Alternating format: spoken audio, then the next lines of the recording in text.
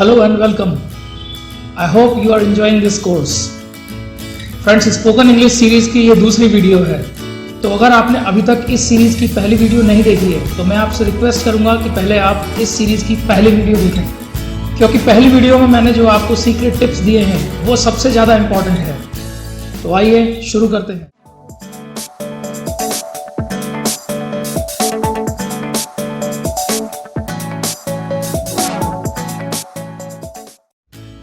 तो फ्रेंड्स, मैं आपको याद दिलाना चाहूँगा कि हम अभी सेंटेंस बिल्डिंग कर रहे हैं और फर्स्ट चैप्टर में हमने सीखा था कि person plus action equal to sentence, यानी कि एक सेंटेंस में मिनिमम दो चीज़ें होती हैं, एक पर्सन होता है और एक एक्शन होता है। तो कल हमने बहुत सारे तरह के सेंटेंसेस, लास्ट चैप्टर में हमने बहुत सारे तरह के सेंटेंसेस बनाए थे।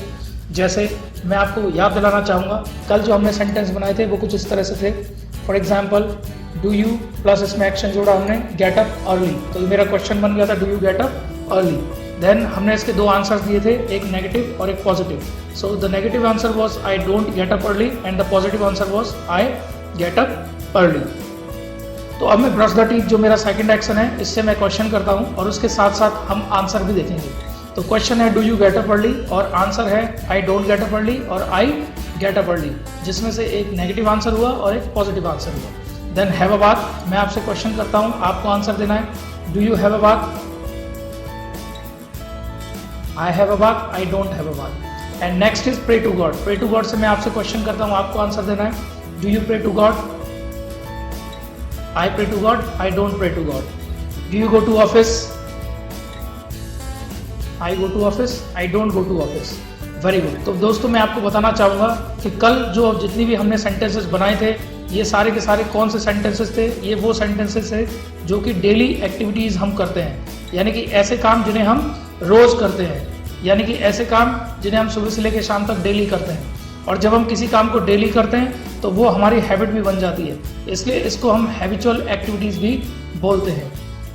तो यानी कि हमने सीखा कि हैबिचुअल एक्टिविटीज़ और डेली एक्टिविटीज़ के सेंटेंसेस को हम किस प्रकार बनाते हैं। दोस्तों, आज मैं आपको बताने वाला हूँ कि पास्ट एक्टिविटीज़ के सेंटेंसेस को हम किस प्रकार से बनाएंगे। लेकिन उससे पहले हम समझते हैं कि पास्ट एक्चुअली में होता क्या है।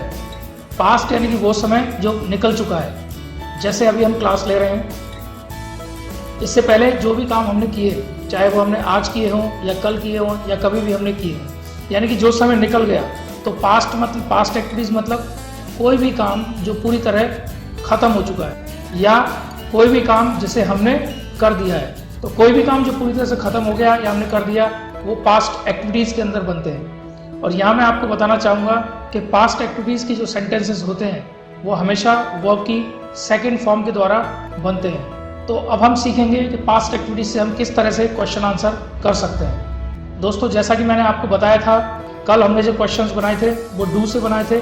तो do you get up early. अब मेरा आपसे क्वेश्चन है डू की सेकंड फॉर्म क्या है? तो शायद आप कहेंगे डू की सेकंड फॉर्म डिड होती है। तो इसका मतलब, जैसे मैंने आपको बताया, पास्ट एक्टिविटीज़ के सेंटेंसेस में सेकंड फॉर्म बहुत इंपॉर्टेंट होती है। तो अगर मैं डू की जगह डिड का इस्तेमाल करता हूँ तो ये जो मेरा सेंटेंस डेली एक्टिविटीज़ वाला है, ये नेचुरली पास्ट एक्टिविटीज़ में कन्वर्ट हो जाएगा। फॉर एग्जाम्पल, यहाँ पे जो डू आया है, इस डू की जगह पे मैं यहाँ पे इसको डिड कर देता हूँ। मैं सेंटेंस में यहाँ पे डिड कर देता हूँ। तो जब मैं यहाँ पे डिड लिखता हूँ तो क्वेश्चन बन जाता है did you get up early, क्या तुम जल्दी उठे थे? ठीक ऐसे ही जो कल हमने यहाँ पे डोंट लगाया था, यहाँ पे फिर से मैं डू की जगह डिड लिख देता हूँ, तो ये हो जाएगा डिडंट। तो ये सेंटेंस बन जाता है I didn't get up early, मैं जल्दी नहीं उठा। और जब हमको हाँ में जवाब देना है, तो हाँ में जवाब देने के लिए हमको क्या करना है, आप देखेंगे कि हाँ में जब हमने जवाब दिया था तो हमारे पास में यस वाले आंसर में डू नहीं है। तो हमने सेंटेंस बनाया था आई और एक्शन जोड़ा गेट अप अर्ली। तो चूंकि यहाँ पे डू नहीं है, तो यहाँ पे डिड भी नहीं आएगा, क्योंकि डू की जगह पे ही तो हम डिड को रिप्लेस कर रहे हैं। तो फिर हम क्या करें? अगर मैं बोलता हूँ आई गेट अप अर्ली, तो ये तो डेली एक्टिविटीज़ वाला सेंटेंस हो जाएगा, जबकि हमें क्या करना है, पास्ट एक्टिविटीज़ के सेंटेंसेस बनाने हैं। तो जैसा कि मैंने आपको थोड़ी देर पहले बताया कि पास्ट एक्टिविटीज़ के सेंटेंस बनाने के लिए हमें सेकेंड फॉर्म की ज़रूरत होती है। तो अगर हमारे पास यहाँ पे डिड नहीं है तो हम क्या कर सकते हैं, यहाँ पे जो हमारे सेंटेंस में मेन वर्ब है उसकी हम सेकंड फॉर्म लगा सकते हैं। मेन वर्ब यानी कि जो हमारे किसी भी एक्शन में पहला शब्द होता है वो मेन वर्ब होती है। यानी कि हमको क्या करना है, ये जितने भी यहाँ पे वर्ब्स हैं इन वर्ब्स की सेकंड फॉर्म लगानी है। तो जैसे हमने यहाँ पे गेट लिखा हुआ है, तो गेट की जो सेकंड फॉर्म होती है वो होती है गॉट। तो ये सेंटेंस बन के तैयार हो जाता है, I got up early. Remember यहाँ पे आपको गेट का इस्तेमाल नहीं करना, क्योंकि गेट को रिप्लेस करके आपने यहाँ पे गॉट का इस्तेमाल किया है। तो आई गॉट अप अर्ली। ठीक वैसे ही अगर मैं ब्रश द टीथ का आपसे क्वेश्चन बनाता हूं, तो क्वेश्चन बनता है did you brush the teeth, क्या तुमने ब्रश किया था। और जब मुझे इसका नेगेटिव आंसर देना है तो सेंटेंस बनता है I didn't brush the teeth, मैंने ब्रश नहीं किया। लेकिन जब मैं इसका पॉजिटिव आंसर बनाता हूं तो मुझे ब्रश की सेकंड फॉर्म की जरूरत पड़ेगी, जो होती है ब्रश प्लस ईडी, यानी कि ब्रश्ड। तो ब्रश्ड इसकी सेकंड फॉर्म है, तो इसका आंसर बनता है आई ब्रश्ड द टीथ, यानी कि मैंने ब्रश किया था। ऐसे ही जितने भी हमारे पास में यहाँ पे वर्ब्स हैं सभी की सेकंड फॉर्म्स होती हैं। तो मैं डायरेक्ट आपको लेके चलता हूं सेकंड फॉर्म की ओर। यहां आप देख सकते हैं गेट की जो सेकंड फॉर्म है मैंने यहाँ पे ऑलरेडी मेंशन किया हुआ है गॉट। ब्रश की सेकंड फॉर्म मैंने मेंशन किया यहाँ पे ब्रश्ड। ऐसे ही हैव की सेकंड फॉर्म है हैड, प्रे की सेकंड फॉर्म है प्रेड, गो की सेकंड फॉर्म है वेंट, और हैव की अगेन हैड, वॉच की सेकंड फॉर्म है वॉच्ड, और गो की सेकंड फॉर्म अगेन वेंट है, हैव की अगेन हैड है। तो इस तरह से मैंने आपको कुछ एक्शंस विद सेकंड फॉर्म दिए हुए हैं। रिमेंबर दोस्तों, ये वाली सेकंड फॉर्म आपको कब यूज करनी है, ये वाली सेकंड फॉर्म आपको तब यूज करनी है सेंटेंस में जब आप डिड का इस्तेमाल नहीं कर रहे हैं। मैं फिर से अपनी बात को रिपीट करना चाहूंगा, जिससे आप इस चैप्टर को और अच्छी तरह से समझ पाएंगे। तो हमने जब क्वेश्चन किया तो क्वेश्चन करने के लिए हमने यूज किया डिड। तो जैसे हमने क्वेश्चन बनाया डिड यू, प्लस इसके साथ में हमने एक्शन जोड़ा गेट अप अर्ली, तो क्वेश्चन बनता did you get up early, क्या तुम जल्दी उठे थे। और जब इसका हमने नेगेटिव आंसर बनाया तो ये बना था I didn't get up early, मैं जल्दी नहीं उठा था। लेकिन जब आपने हाँ में जवाब दिया तो आपने सेंटेंस बनाया आई, और यहाँ पे आपने वर्ब की सेकंड फॉर्म का इस्तेमाल किया, यानी गेट की जगह आपने लगाया गॉट, तो सेंटेंस बना आई गॉट अप अर्ली। ठीक है, ऐसे ही फ्रेंड्स बाकी जितनी भी एक्शंस हमारे पास में हैं, हमें सभी एक्शन से सेंटेंसेस बोल के बनाने हैं। तो अब हम लेते हैं ब्रश द टीथ को। तो ब्रश द टीथ का जब हम क्वेश्चन बनाएंगे तो मेरा क्वेश्चन बनेगा did you brush the teeth, और इसका नेगेटिव आंसर बनेगा I didn't brush the teeth, और पॉजिटिव आंसर बनेगा आई ब्रश्ड द टीथ। यहाँ पे हमने क्या किया, ब्रश की सेकंड फॉर्म ब्रश्ड को लगाया, तो सेंटेंस बना I brushed the teeth. Then the next action is have a bath. So if you make the question it will be did you have a bath, क्या तुम नहाए थे, और इसका आंसर होगा I didn't have a bath, मैं नहीं नहाया था। और इसका पॉजिटिव आंसर होगा आई हैव की जगह आपने सेकंड फॉर्म लगा दिया हैड, तो ये बना I had a bath. Then next is pray to God. So the question will be did you pray to God, क्या आपने भगवान से प्रे किया था। Answer is I didn't pray to God, and positive answer is I prayed to God. Pray की second form हमने यहाँ पे यूज की prayed to God. Then next is go to office. तो गो टू ऑफिस का जब आप question बनाते हैं तो क्वेश्चन बनता है did you go to office, क्या आप ऑफिस गए थे। Negative answer is I didn't go to office, and positive answer is I went to office. Remember go और वेंट दोनों एक साथ नहीं लगाएंगे, क्योंकि बहुत सारे लोगों को मैंने देखा है वो बोलते हैं I went go to office. यहाँ पे वेंट ने गो को रिप्लेस किया है, यानी कि गो यहाँ पे हम इस्तेमाल नहीं कर रहे हैं, जब हम यहाँ पे सेकंड फॉर्म का इस्तेमाल कर रहे हैं तो हम बोलेंगे आई वेंट टू ऑफिस। इसके बाद नेक्स्ट क्वेश्चन है हैव लंच।